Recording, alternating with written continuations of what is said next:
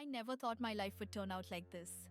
On paper, everything seemed perfect. A steady job as an accountant in Manhattan, a cozy apartment with my husband, and a routine that kept me busy from dawn till dusk. But beneath the surface, there was an emptiness that I couldn't escape. It wasn't just the noise of the city or the weight of my responsibilities, it was something deeper. A feeling that I was suffocating under the life I had built for myself. Mark and I had been married for 2 years. We were the couple everyone envied. High school sweethearts, the perfect image of stability. Or at least, that's how it seemed. I used to think I was in love with him. We shared an apartment, talked about the future, and even planned to start a family. But somewhere along the way, something had shifted. The passion had faded, and what was once exciting and full of potential had turned into something stale, something routine. I had lost myself in the idea of marriage, in the notion of being someone's wife, but the truth was, I didn't know if I was still in love with him. I had fallen for the idea of Mark, the reliable partner, the man who played the role of husband so well, but the real him? I wasn't so sure anymore. Mark was a good man, a dependable one, but that's all he was. There was no spark, no thrill, no fire. I realized now that my marriage had been a mistake. It wasn't that I didn't care about him. It was just that I had never fully cared enough to give all of myself to this relationship. The guilt I felt about it was crushing, but there was nothing I could do to fix it now.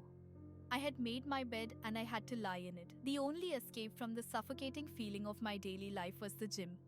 After work, I would go there religiously, an hour to myself in a space where I could focus on nothing but the weights, the sound of my breath, and the quiet hum of my thoughts. The gym became my sanctuary. It was the only place I felt alive, in control. I didn't realize at the time that it would be there, in that sanctuary, where everything would change. It started innocently enough. I posted my usual gym selfies, sweaty, out of breath, lifting weights that made me feel strong, powerful. Each post came with a motivational caption, a subtle reminder to myself that I was still trying, still fighting. I didn't think much of it when Ethan Brooks was someone from my past started liking my posts. Ethan. Just hearing his name made my heart race. It had been years since I last saw him, but his presence was still vivid in my mind. He was 2 years older than me in high school, the guy every girl whispered about, but no one dared to approach. He had that aura, that confidence, that effortless charm. I was no different from the others. I used to watch him from a distance, stealing glances at him during lunch, wondering what it would be like to be noticed by him. When he liked one of my posts, I told myself it was nothing. Just a casual like from someone I hadn't thought about in years. But when he started commenting, I couldn't ignore it. I would stare at his words, replaying them in my mind over and over. "You've always been this determined?" he asked one evening. His comment caught me off guard. I didn't know how to respond, but I did anyway. "Only when it's something worth pursuing," I replied, a small smile tugging at the corner of my lips as I sent it off. From that moment on, we began messaging each other. At first, it was harmless, small talk, friendly banter, but then the conversations grew longer, more intense. Subtle flirtation began to seep into our exchanges, and before I knew it, I was waiting for his messages. I was lying in bed next to Mark, pretending to be asleep, while my heart raced at every new notification from Ethan. One evening, Ethan sent a message that made my breath catch. "You've got to tell me when you're in the city next," he wrote. I hesitated for only a moment. I shouldn't, I told myself. It was a bad idea, a dangerous idea. But then, without thinking, I typed back, "How about tomorrow?" The response was immediate. "Perfect, I'll see you then." The next day, I found myself sitting across from Ethan in a small cafe in Soho, the warm light from the street lamps casting a soft glow over his face. He looked even better than I remembered. His sharp jawline, the confident way he sat, the faint stubble that framed his perfectly sculpted face. Everything about him felt like it was too much attraction, too much tension, too much chemistry. Every word he spoke felt like a spell, pulling me deeper into the moment. I was lost in him. I had to remind myself that I was still married, that I shouldn't be here, that I shouldn't be letting myself feel the way I did. But when he smiled at me, when he leaned in just a little closer, everything else faded. It didn't matter that I was betraying my husband. It didn't matter that I was walking down a dangerous path. After we finished our coffee, we stepped outside into the crisp evening air. It was cool but not cold, a perfect night to walk. The city was alive with its usual buzz, but in that moment, it felt like it was just the two of us. Ethan stopped me outside the cafe, brushing a strand of hair away from my face, his fingers lingering on my skin. He looked at me, his gaze intense, like he was seeing something in me that no one else could. "Charlie?" he murmured, his voice low and intimate. My heart raced. It had been so long since anyone looked at me like that, like I was wanted, desired. I didn't pull away. Instead, I leaned in, and when his lips brushed against mine, I knew I had made a choice. The kiss was electric, a spark that ignited something in me I thought I had lost forever. I couldn't stop. That kiss was only the beginning. It was a moment that changed everything. From that night on, I was no longer the same person. The guilt was immediate, yes, but it was overshadowed by the overwhelming thrill of what I had just done and what would follow. It wasn't just a kiss, it wasn't just a fleeting moment that could be forgotten. It was everything. Every part of me had been ignited in a way I couldn't explain. I didn't know if I was caught up in the heat of the moment or if something deeper had been unlocked inside of me. All I knew was that I couldn't stop thinking about Ethan. The next few days were a blur. I went through the motions of my life, work, errands, pretending that everything was fine with Mark. But in every quiet moment, my thoughts were consumed with Ethan.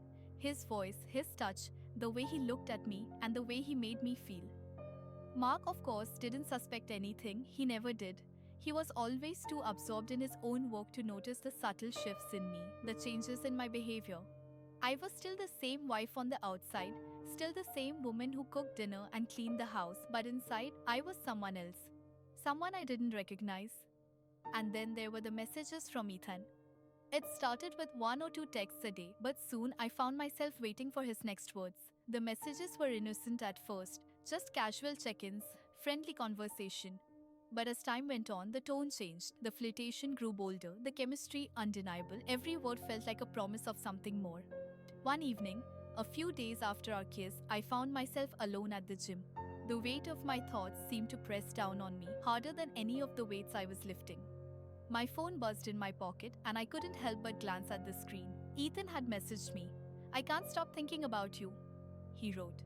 I froze, staring at the words, feeling both exhilarated and terrified. The guilt crept in, but it was quickly overshadowed by a rush of heat. The pull of his words, his presence, it was like a magnet drawing me in. I didn't even hesitate. "Same here," I typed back. His reply came almost instantly. "When can I see you again?" I couldn't deny it any longer. I didn't want to. "Tomorrow?" I suggested, the words escaping before I could stop them. "Perfect, I'll make sure it's unforgettable."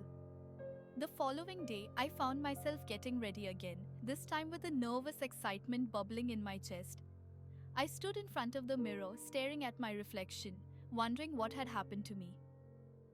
Was this still the same woman who had promised to love and honor her husband? But the truth was undeniable. I didn't feel like that woman anymore. I was someone else. Someone who was starting to lose control. When I arrived at Ethan's apartment later that evening, I was a bundle of nerves. But as soon as I saw him standing in the doorway, everything else faded. The tension, the guilt, the confusion, it all disappeared in an instant. "You're even more beautiful than I remember," he said, his voice hushed as he pulled me inside. It wasn't just his words. It was the way he said them, the way he made me feel seen, desired, like I was the only woman in the world. I didn't even try to resist as he led me further into his apartment. Every step felt like I was falling deeper into something I couldn't escape. Ethan's apartment was sleek, modern, with a view of the city that took my breath away. The lights of Manhattan twinkled below, but the only thing that mattered in that moment was the way he was looking at me, as though I was the only thing worth focusing on. "I don't want to make this complicated," I said, my voice shaking slightly as I looked at him, trying to hold on to the small thread of reality I'd left. "But it feels wrong." Ethan didn't reply immediately. Instead, he stepped closer, his hand gently cupping my chin. His touch sent a jolt through me, and I felt my breath catch in my throat. "Maybe," he said softly, his voice sending a shiver down my spine. But sometimes the most wrong things feel the most right. His words, so simple, so raw, hit me in a way I couldn't explain. And before I could process what was happening, his lips were on mine again. It wasn't gentle, like our first kiss, it was urgent, desperate, as though we both knew we were on the edge of something dangerous, something we couldn't pull back from. I told myself I should stop, that I needed to pull away, but I didn't. I couldn't. The kiss deepened, and the world around us seemed to dissolve. Nothing mattered except the heat of his body against mine, the way he made me forget about everything: Mark, my marriage, the life I had built. In that moment, I was lost to him. I was lost to the passion, to the desire that coursed through me, overriding every rational thought. When he pulled back, I was breathless. He smiled, a wicked glint in his eyes. You don't need to say anything, he whispered. I can tell how badly you want this. I didn't argue. He was right. Every part of me was screaming for more, and I knew that once I gave in completely, there would be no going back. I thought I could resist. I thought that maybe I could go back to my life, back to Mark, and pretend this didn't happen. But I knew better. The pull between Ethan and me was too strong. Every message, every stolen glance, every moment of intense connection with him left me wanting more. And deep down, I knew I was losing myself. The guilt would come in waves. At night, as I lay in bed next to Mark, pretending to sleep, the weight of what I had done would crush me. But then, in the quiet moments, I would think of Ethan, of the way his touch made me feel, of how he made me feel alive in a way I hadn't felt in years. I didn't know how long I could keep living this double life. Ethan didn't want to wait. He was already pushing for more. The messages kept coming, late night texts, calls, and meetings. Each time I would find myself agreeing, unable to resist his charm, his touch, his presence. And so I found myself back at his apartment again, stepping into a world that was slowly taking over mine. The next few weeks felt like a blur.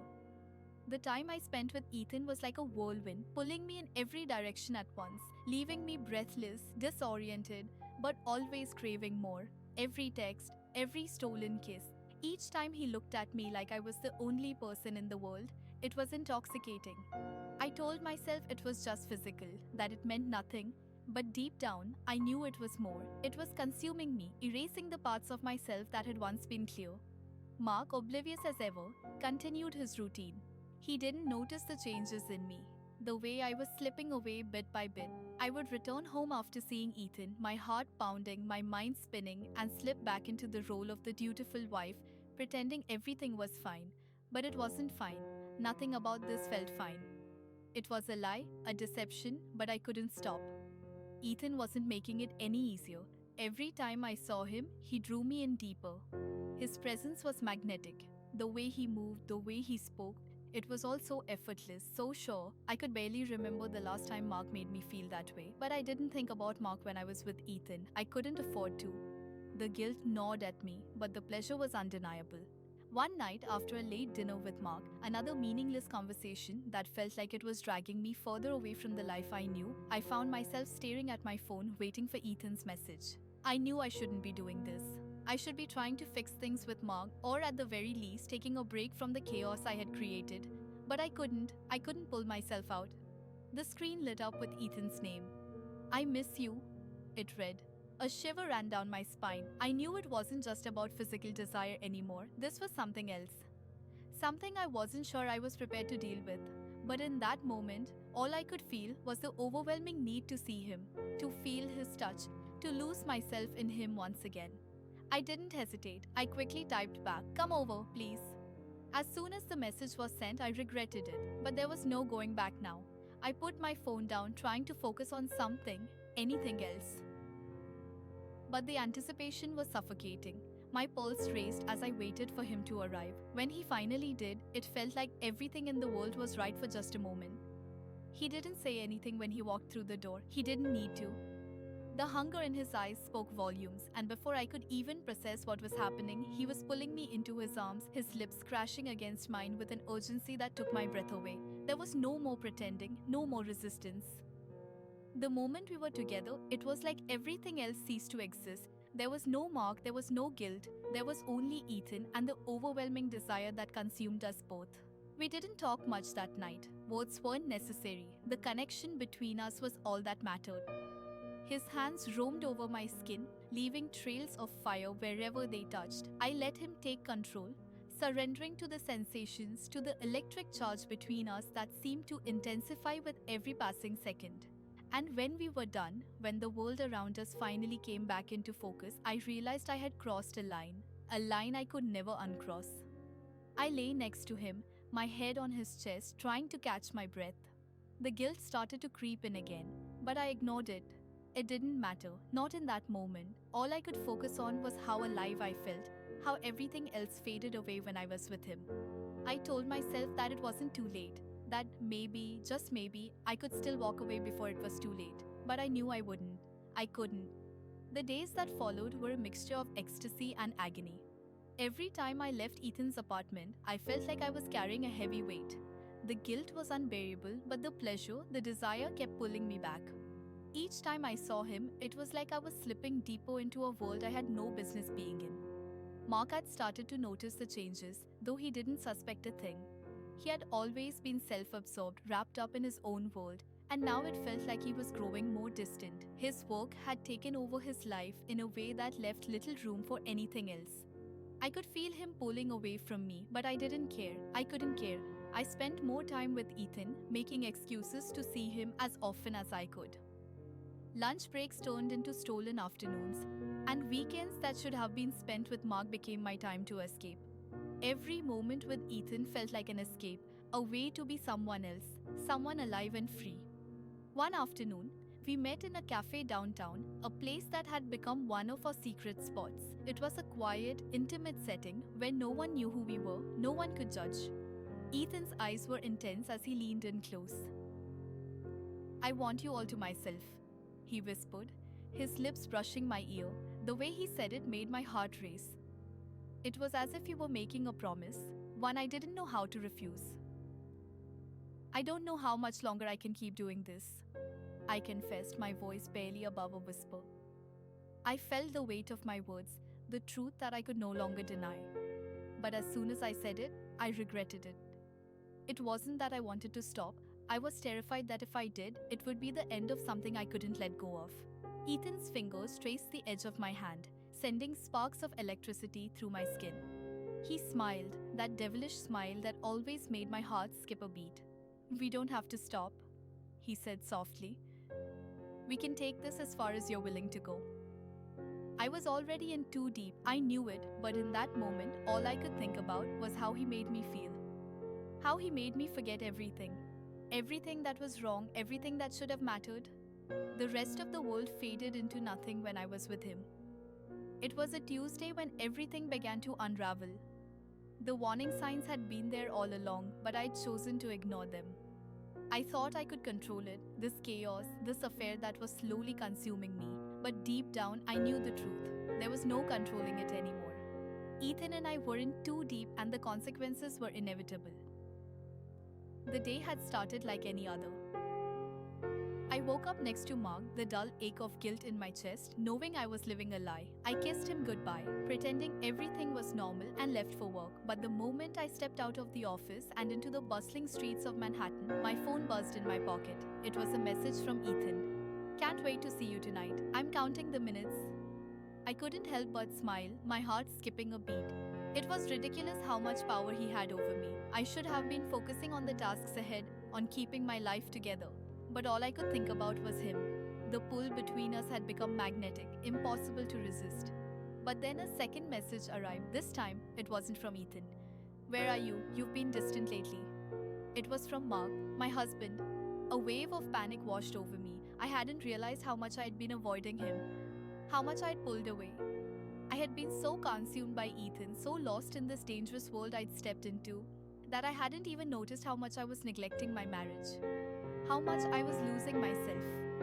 "Just busy with work, I'll make it up to you tonight." I typed back quickly, trying to sound convincing, but even I could hear the lie in my own words. The rest of the day passed in a blur. I barely registered the meetings I attended, the emails I sent, or the conversations I had. My mind kept drifting back to Ethan, to the secret world we had created together, to the growing tension between us and the inevitable reckoning that I knew was coming. As soon as the workday ended, I rushed home, trying to maintain some semblance of normalcy. Mark was already there, sitting on the couch, looking up at me as I walked in. His gaze was different, distant. He didn't ask any questions, but I could feel the weight of his suspicion hanging in the air. "I thought we could have dinner together tonight," he said quietly, his voice lacking the enthusiasm it used to have. "Just us, like old times." I hesitated. My heart was with Ethan. I wanted to be with him, to lose myself in him again, to escape the life I had built with Mark, but the guilt was overwhelming. I couldn't do this to Mark anymore. Not like this. "I'm sorry, I have plans," I said, the words coming out more sharply than I intended. Mark didn't say anything. He just nodded, his expression unreadable. The silence between us was suffocating. I wanted to explain, to tell him what had been going on, but the words wouldn't come. How could I tell him that I was in love with someone else? That I had betrayed him in the worst way possible? Without another word, I grabbed my coat and left the apartment, my heart heavy with the weight of the choices I had made. When I arrived at Ethan's apartment later that evening, I was a mess. I had never felt so conflicted in my entire life. As I stood at his door, my hand trembling as I knocked, I realized I wasn't just running away from Mark, I was running away from myself. Ethan opened the door, his face lighting up when he saw me. Without saying a word, he pulled me inside and kissed me deeply, his hands urgent as they tangled in my hair. I responded in kind, the heat between us immediate, undeniable. For a moment, everything felt right again, like I was finally where I belonged, but the moment didn't last. As I pulled away to catch my breath, I saw something in Ethan's eyes that stopped me in my tracks. "What's wrong?" he asked, his voice soft, concerned. I opened my mouth to speak, but the words didn't come. My chest tightened, the guilt and the fear swirling inside me. I was in too deep. I couldn't keep living this lie, couldn't keep pretending that I was okay. I don't know if I can do this anymore," I finally whispered, my voice shaky. The admission tasted like poison on my tongue. Ethan's expression shifted, his brow furrowing slightly. "What do you mean?" "I'm losing myself, Ethan," I said, my voice breaking. "I don't know who I am anymore. I'm married to Mark, but I'm with you. I can't keep doing this." He didn't say anything at first. He just stood there, looking at me with those piercing blue eyes, as if he were trying to understand. Finally, he reached out and cupped my face in his hands. "I don't want you to lose yourself," he said softly. "But I can't stop wanting you. Can you stop wanting me?" The question hung in the air, heavy and suffocating. I stared into his eyes, trying to make sense of everything. But the truth was, I couldn't stop wanting him. I couldn't stop needing him. He had become a part of me, and I was terrified of what would happen if I let him go. "I don't know," I whispered, tears welling up in my eyes. "I don't know what to do anymore." Ethan sighed and pulled me into his arms, holding me tightly as if he were afraid I would slip away from him. "We don't have to figure it out now," he murmured. "We'll take it one step at a time, but I'm not going anywhere, and neither are you." For a moment, I allowed myself to believe him.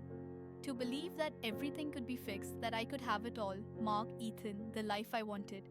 But deep down, I knew it was a lie. I was playing with fire, and sooner or later, I was going to get burned. The weeks that followed felt like a slow descent into chaos. I tried to keep my life together, tried to keep Mark from suspecting anything. But it was getting harder and harder. The cracks in my marriage were becoming more obvious, and the guilt I felt was suffocating. Every time I looked at Mark, I saw the man I had once loved, but now all I could think about was Ethan. I spent more and more time with him, finding excuses to be away from home. He was my escape, the only place where I felt truly alive.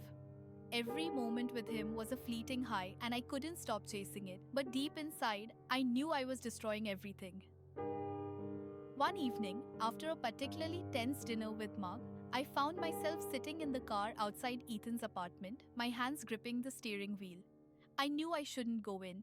I knew I should face the reality of what I had done, but I couldn't. I couldn't face the consequences. Not yet. I texted Ethan, "I need you." His reply came almost instantly. "I'm here. Come to me." And for the first time, I didn't hesitate. I drove to him, each mile between me and my reality feeling like an eternity. When I finally arrived, I knew I was crossing a line I couldn't come back from, but I didn't care anymore. As I walked into his apartment, I could feel the weight of everything pressing down on me.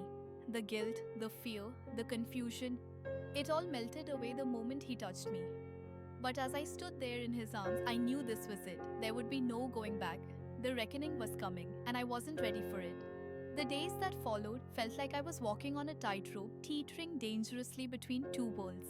One was the life I had built with Mark, the life I had promised to honor and cherish. The other was a secret world with Ethan, a world that felt like a burning flame.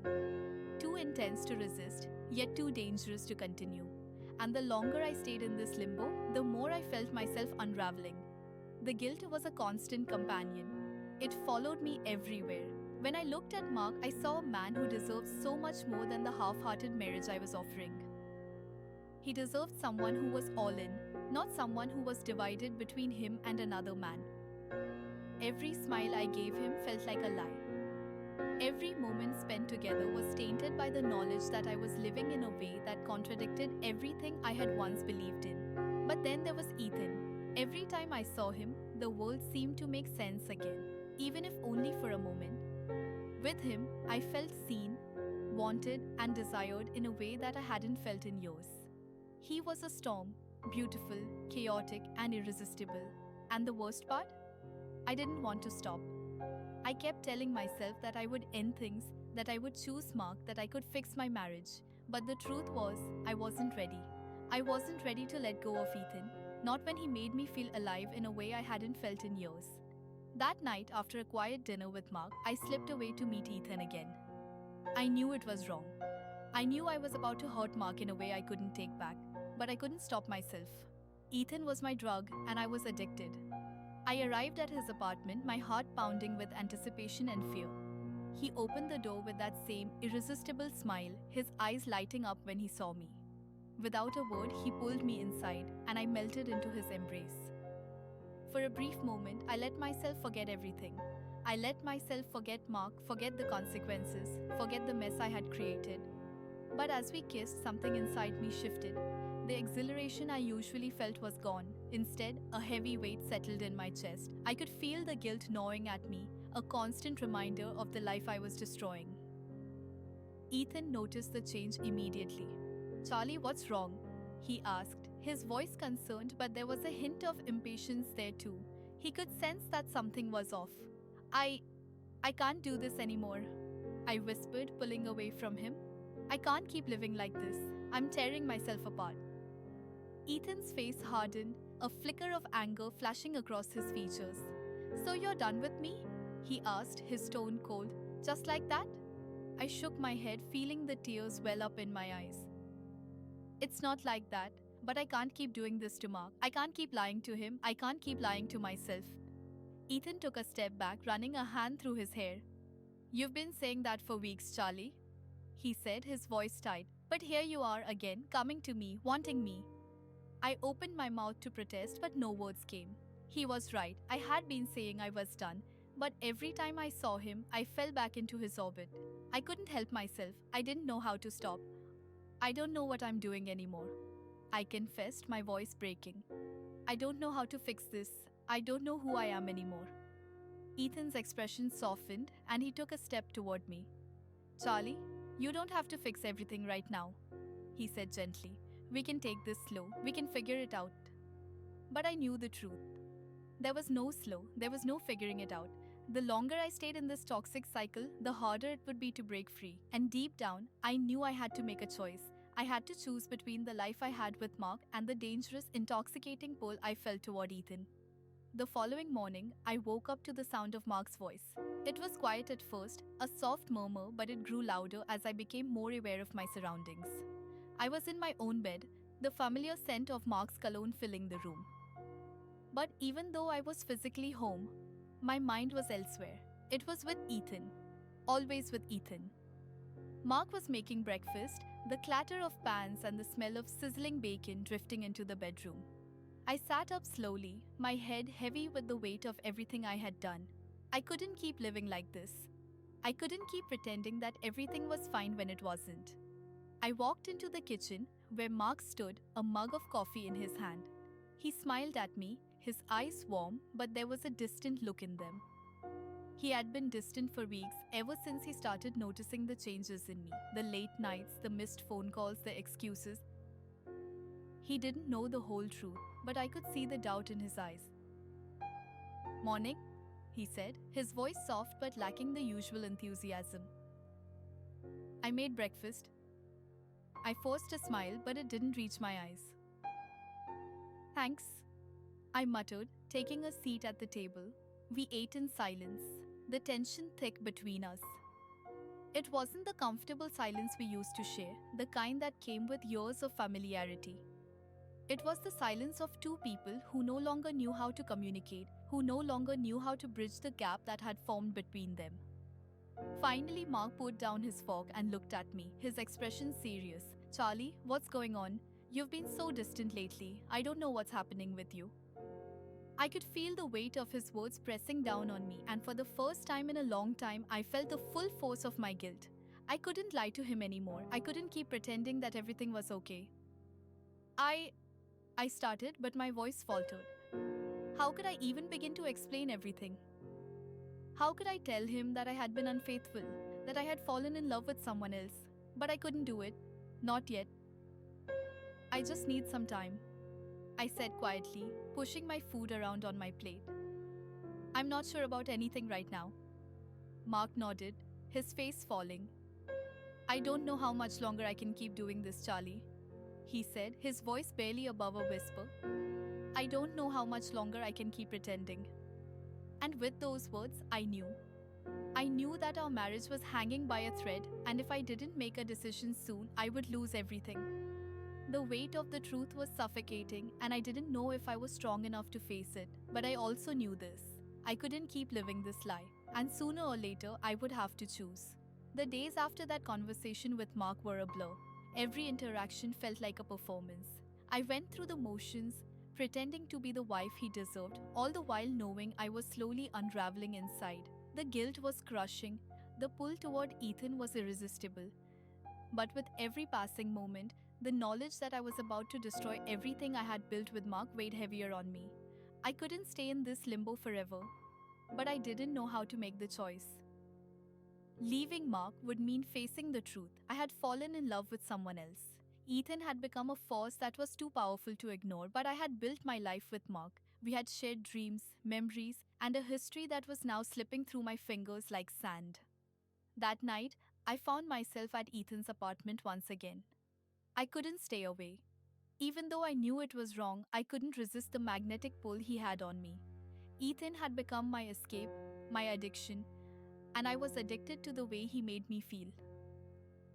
He made me feel alive in a way that no one else could, and as much as I hated myself for it, I couldn't stop. When I walked into his apartment, he didn't say anything. He just looked at me, his eyes full of desire, his body language open and welcoming. The tension between us had been building for weeks, and now it was impossible to ignore. I didn't say a word, I didn't have to. He closed the distance between us in an instant, his hands on my waist, pulling me into a kiss that made everything else disappear. For a moment, there was no Mark, no guilt, no consequences, just Ethan and me together. I lost myself in him, in the sensation of his lips on mine, in the warmth of his touch. It felt like I had finally found where I belonged. But even as the passion consumed me, the reality of my situation crashed back into my mind. I pulled away breathless, my heart pounding. "Ethan?" I whispered. But my voice trembled. "I can't keep doing this. I can't keep pretending that everything is okay." Ethan's face darkened. "What are you saying, Charlie?" His voice was sharp, the passion in his eyes replaced by something colder. "You've been telling me this for weeks now. Are you just going to keep coming back to me, then running away again?" I shook my head, my heart racing. "I don't know what I want anymore. I don't know how to fix this. I don't know how to fix me." He stepped back, running a hand through his hair. "You're not the only one caught up in this, Charlie. You think this is easy for me? You think I don't feel the weight of it too?" I could see the frustration in his eyes, the raw emotion that he usually kept hidden behind his confident facade. Ethan wasn't just the charming, carefree guy I had fallen for. He was human with his own vulnerabilities, his own demons. "I know this isn't easy," I said softly, taking a step toward him. But I can't keep doing this to Mark. I can't keep living two lives. I'm destroying everything. Ethan's expression softened, but there was still a hint of anger in his gaze. And what do you want me to do, Charlie? Just walk away? Let you go back to your perfect little life with Mark? I didn't answer him right away. The truth was, I didn't know what I wanted. I didn't know if I could walk away from Ethan, even if I knew it was the right thing to do. But I also knew that I couldn't keep living this double life. I had to make a choice, and that choice was going to hurt. I don't know what to do, I admitted, my voice breaking. I'm not strong enough to choose. I don't know how to let go of either of you. For a long moment, there was silence between us. Ethan didn't speak, but I could see the conflict in his eyes. He had been there for me when I felt lost, when I needed someone to make me feel seen. But he also knew that this could only end in pain. Finally, Ethan stepped closer, cupping my face in his hands. You have to choose, Charlie, he said softly. You have to make a decision. Because if you don't, you'll lose everything. Mark, me, yourself. His words cut through me like a knife. I felt the weight of the truth settle on my shoulders. He was right. If I didn't make a choice soon, everything would fall apart. I could feel the walls closing in, and I knew that the longer I waited, the more damage I would do. But how could I choose? How could I leave one life behind when the other had become everything to me? The next morning, I woke up with a sense of clarity. I had spent the night tossing and turning, my mind a battlefield of emotions. But something had shifted inside me. I knew what I had to do, even if it was the hardest thing I would ever do. I went downstairs to find Mark sitting at the kitchen table, reading the newspaper. His usual calm demeanor was there, but there was a tension in his posture that I couldn't ignore. He had noticed the changes in me. He had noticed the distance. Morning, I said quietly, my voice barely audible. Mark looked up from the paper, his eyes softening when he saw me. Morning, he replied. How did you sleep? I hesitated. I didn't know how to answer him. How could I tell him the truth? How could I tell him that I'd been lying to him for weeks, that I had been unfaithful? I need to talk to you, I said instead, my voice shaking slightly. I've been avoiding this, but it's time. We need to talk about our marriage. Mark set the paper down and looked at me, his expression serious. Okay, what's going on? I took a deep breath, gathering my courage. This was it, the moment of reckoning. I've been seeing someone else. I said, the words coming out in a rush. I've been unfaithful to you, Mark. His face went pale, his eyes widened with shock, and for a moment he didn't say anything. The silence between us was suffocating. I'm so sorry, I whispered, my eyes brimming with tears. I never meant for this to happen. I never wanted to hurt you. Mark stood up, his face a mask of hurt and disbelief. You've been seeing someone else? How long has this been going on? I couldn't meet his gaze. It's been a while, I said, my voice barely above a whisper. I don't even know how it happened. But I've been living a lie, and I can't keep doing this. I don't know what I want anymore. Mark stepped back, his hands shaking. So that's it? You're telling me this now and that's it? I nodded, tears streaming down my face. I don't want to hurt you. I don't want to lose you, but I can't keep living this way. I can't keep lying. For a long moment, Mark didn't say anything.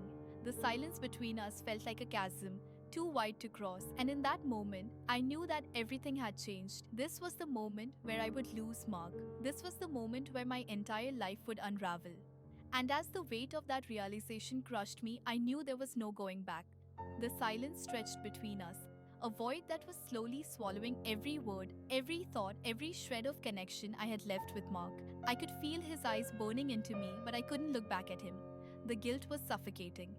My heart was breaking with every second that ticked by, but the damage was done. I had shattered everything. Mark's voice, when it finally came, was quiet but full of hurt. So you've been seeing someone else all this time? Behind my back?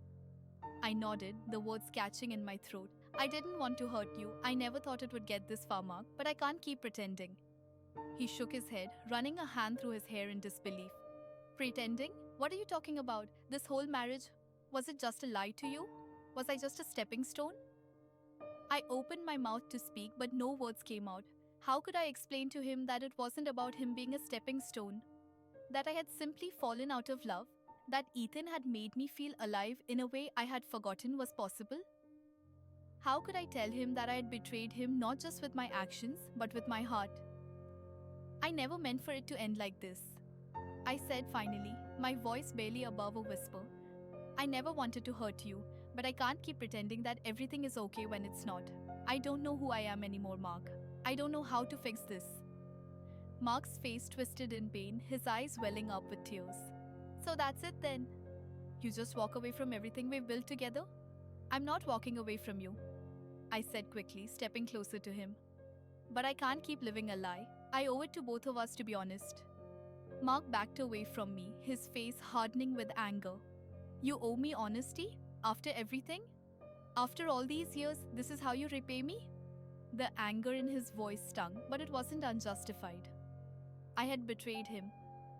I had broken his trust in the worst way possible, and now there was no way to fix it. The relationship we had was gone, and there was no getting it back. I didn't want to hurt you, Mark. You have to believe that, I pleaded, tears streaming down my face. I never wanted this. But Mark was already shaking his head, backing away further, the space between us growing wider with every step. I don't know if I can ever believe you again, Charlie, he said, his voice cold and final. I don't know if I can ever look at you the same way. I could see the cracks in his face. The years of pain and disappointment etched into his features. I knew, deep down, that we were past the point of no return. The love I had for him, the connection we once shared, had been eroded by my own choices, and now it was too late to undo the damage. I'm so sorry, I whispered, my chest aching with every word. I never meant to hurt you. But Mark didn't respond. Instead, he turned and walked away from me, disappearing into the hallway. I stood there, frozen, as the sound of his footsteps echoed in my ears. Each step he took away from me felt like a dagger to my heart, and then it was over. Just like that, I had lost him.